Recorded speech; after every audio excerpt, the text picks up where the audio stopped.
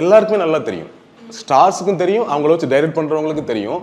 ஒரு நடிகரோட ஃபேன்ஸை மட்டுமே வச்சு படம் ஹிட் பண்ண முடியாது, சூப்பர் ஹிட் பண்ண முடியாது. ஓப்பனிங் கிரியேட் பண்ணலாம்.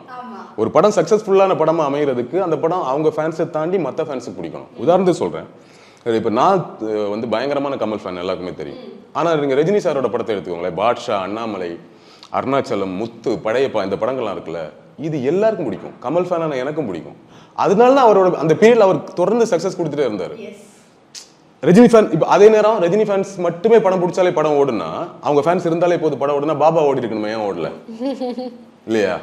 இப்போ கமல் படத்தை எடுத்துக்கோங்க, இப்போ விக்ரம் இவ்வளோ தூரம் ஓடுது, ஆனால் அவருக்கு அவரோட ஃபேன்ஸே போதும் படம் ஓடுனா, அவரோட இந்தியன் டூ ஓடி இருக்கணுமே, ஏன் ஓடலன்னு ஒன்று இருக்குல்ல.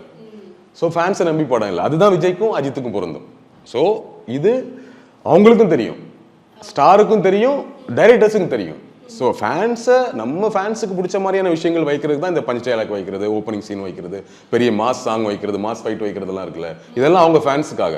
ஓகே, நம்ம ஃபேன் இப்போ விஜய்னா ஒரு நல்ல ஒரு டான்ஸ் ஒன்று இருக்கணும், நம்பர் ஒன்று இருக்கணும், ஒன்று இருக்குல்ல, அது அவங்க ஃபேன்ஸுக்காக.